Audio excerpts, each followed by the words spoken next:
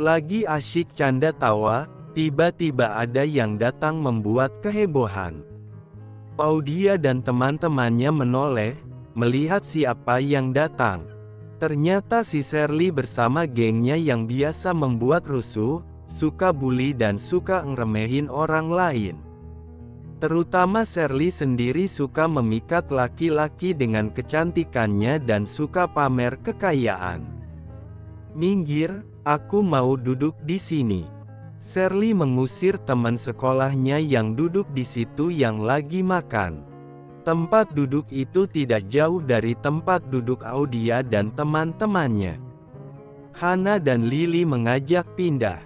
Merasa tidak nyaman, begitu juga dengan Audia. Mereka bersiap beranjak dari duduk meninggalkan tempat itu, tapi Shirley menghentikannya. "Mau kemana?" "Hah?"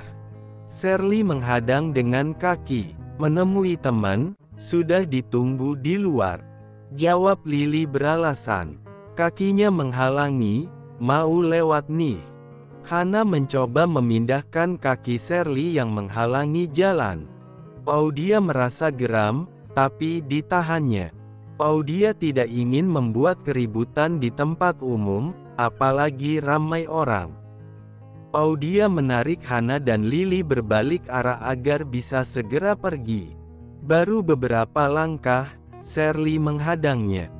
"Heh, kamu siapa? Tidak tahu aku ya? Tidak boleh pergi tanpa izinku," hardik Shirley sambil menunjuk Audia. Audia tidak menghiraukan omongan Shirley, hanya tersenyum saja. Lalu, balik arah menarik temannya. "Ayo," ucap Audia singkat. Shirley yang merasa diabaikan dengan cepat mencoba menarik tangan Audia. Namun yang tertarik jaket yang dikenakan Audia. Jaket Audia terlepas, karena hanya dikenakan sekedar untuk menutup baju kebayanya, tidak dipakai. Audia balik badan, segera menarik balik jaket yang ada di tangan Shirley karena saking kesalnya Audia. Mau menjambak-jambak sampai puas, tapi berusaha ditahan. Audia mencoba tersenyum. "Dasar wanita tidak bermoral," batin Audia. Shirley yang tadinya mau mengomel-ngomel tidak jadi, saat melihat gaun kebaya yang dipakai Audia. Shirley menjadi terpaku, tahu jika itu harganya mahal. "Siapa sih dia? Ini kan yang di butik itu, harganya itu. Pantes saat kesana tadi tidak ada," batin Shirley. "Itu punya aku. Tadi mau aku pakai, kenapa ada di dirimu? Balikin," ucap sinis Shirley mencoba mempermalukan Audia. "Punyamu.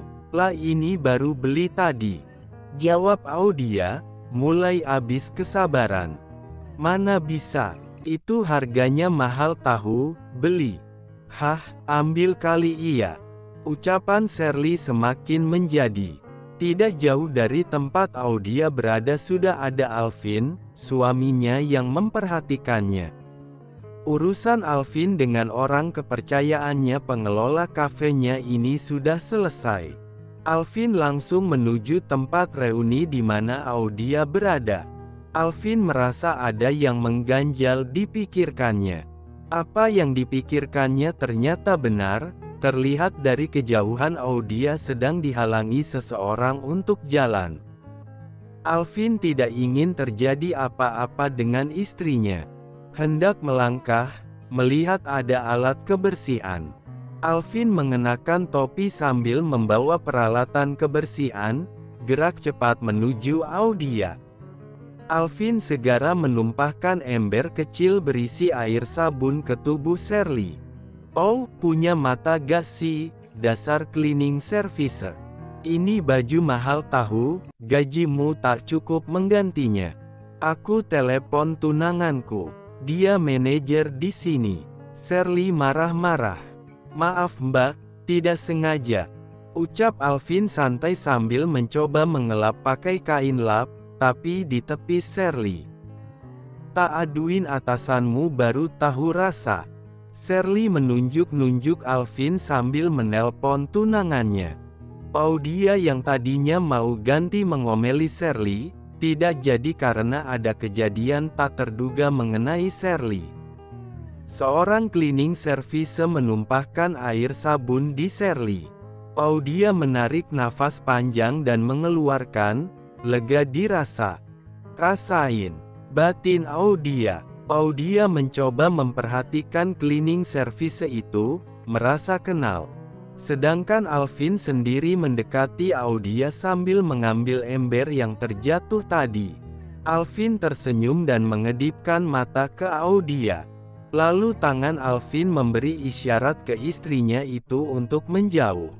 "Mas Alvin," ucap Audia pelan, sambil mengerakkan tangannya menutup mulutnya sendiri.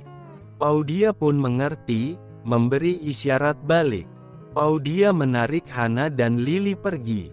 Kebetulan Shirley lagi telepon dan teman Shirley lagi mengawasi Alvin. Sementara orang-orang yang berada di sekitar juga pergi menjauh.